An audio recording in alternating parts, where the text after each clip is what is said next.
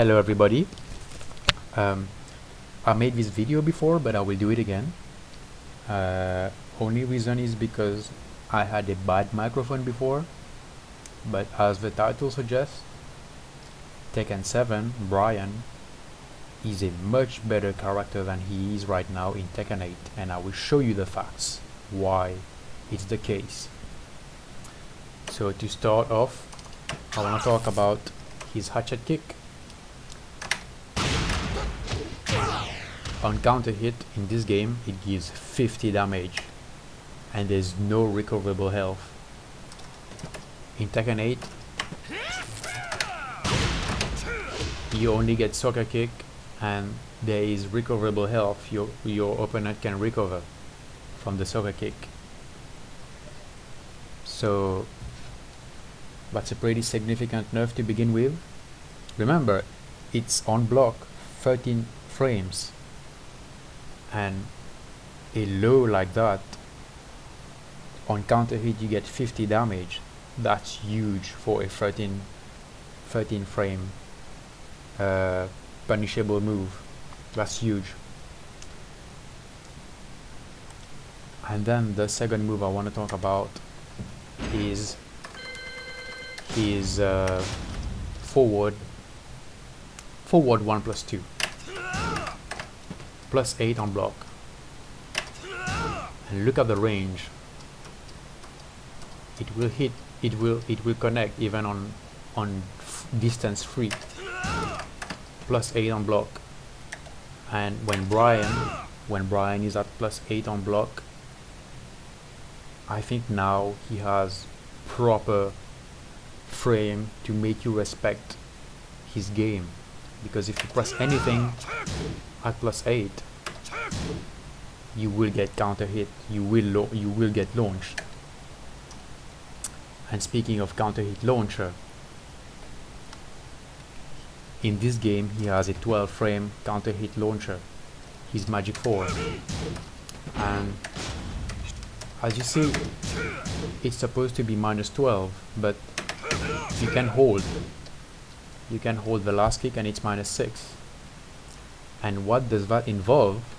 Well, to make it safe,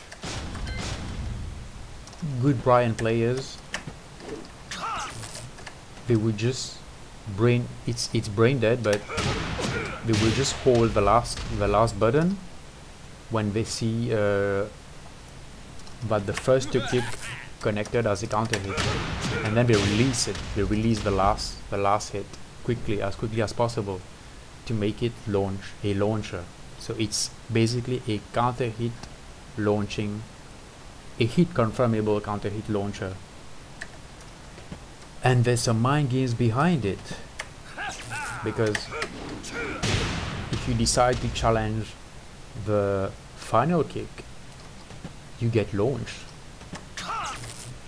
So there's some mind games. If you long press it, or you're gonna challenge it, or if you release it quickly, huge mind games. And yeah, now you have to respect his plus frame in this game. Even if he's +4, you just have to respect it. So that's very, very deadly. So speaking of counter hit launchers,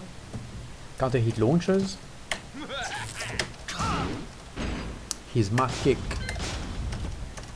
in this game is a counter hit launcher, which is not in Tekken 8. I don't know the combos because I didn't really play Bryan in this Tekken, but I will try one good combo.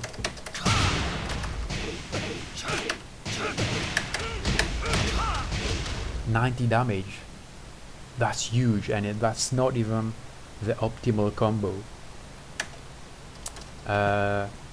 What else? Also, the second move of QCB24 is a counter hit launcher as well.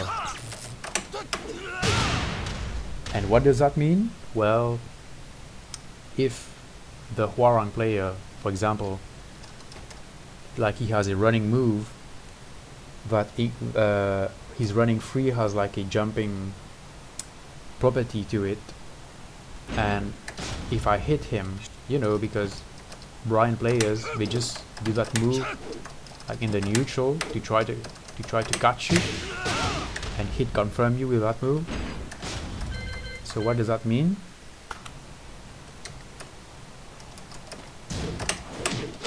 So yeah, what does that mean?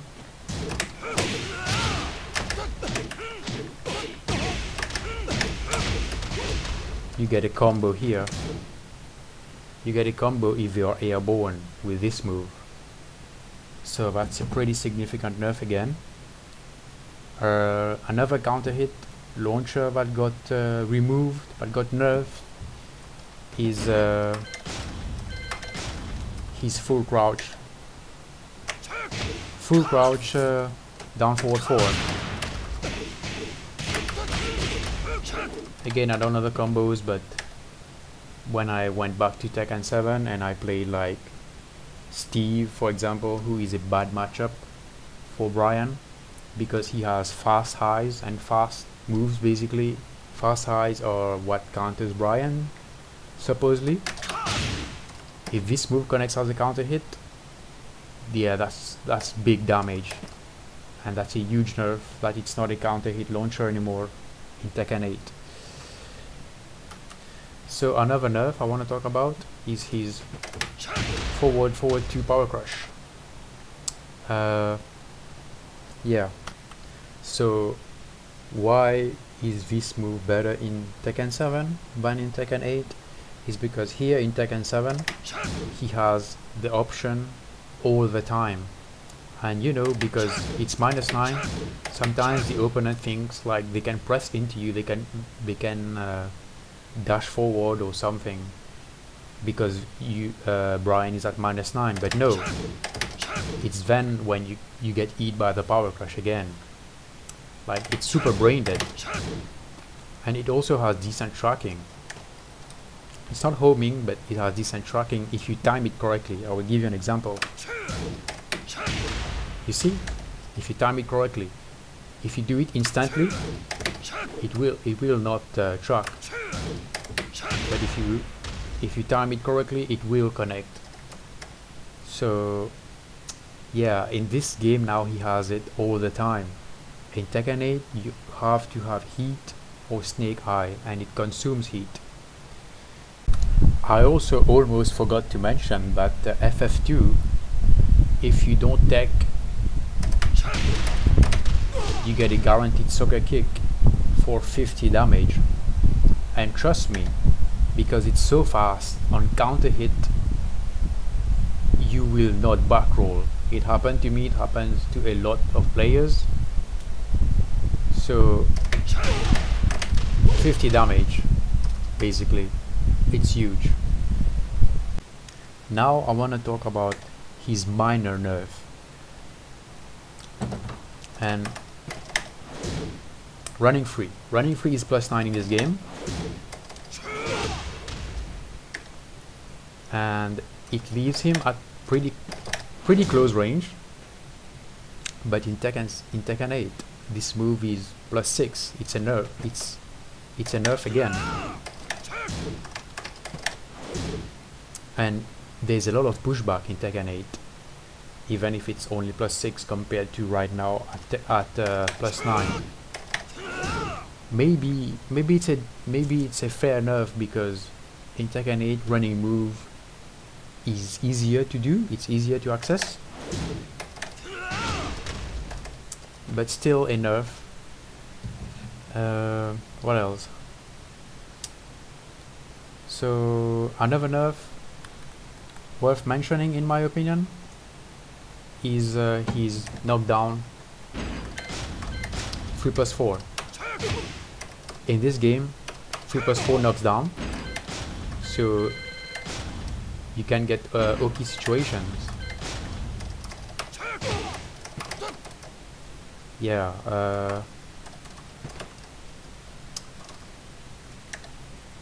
even down forward free it will knock down and you get Oki.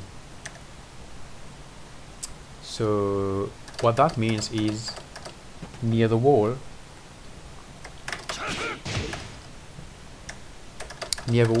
Bryan can get a mini combo. Now I mess it up.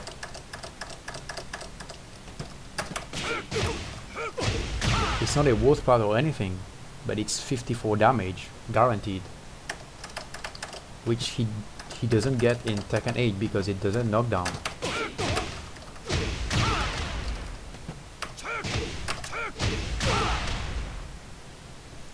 That's not even on counter hit, guys. And then the next move is not really a nerf, but it's, I believe, worth mentioning. It's basically his taunt. Here in this game, his taunt makes like a grunt noise, so it can mess with people's timing. It can make them more nervous to press into you if you do taunt. It's not really a nerf, but I think it adds up. And just the general meta in this game, there's no such thing as recoverable health, there's no such thing as chip damage. You can defend all day with Bryan, because also the backdash is so good. So the meta favors his style, and yeah, it's much easier to get their timing in this game, the opponent's timing, and just counter hit them. But in Tekken 8, like if you launch them, you get to launch them and they get to wake up and still come at you. Their life will recover, because Bryan doesn't, like, in my opinion, he doesn't really have like good aggressive moves. Like, yeah, he has QCB1, but QCB1, even at +5, there's a huge pushback. Like, you can still challenge Bryan, or you can just backdash your way out of it. And at +5 in Tekken 8, Bryan doesn't really have like he doesn't really have like a move to make you respect and not press into him. But here, as I stated previously, he has Magic 4. Even at +4, you have to respect Bryan. You just have to, because of that move. So yeah, man, Bryan is so deadly here in this game. But many of you guys just complain that he's top 3, especially I think people who can't block 2 snake edges in a row. But nobody complained in Tekken 7 that Bryan was this strong, and I think now they complain because Ni has put this character back on map with hard reads and defensive gameplay. That's it, guys.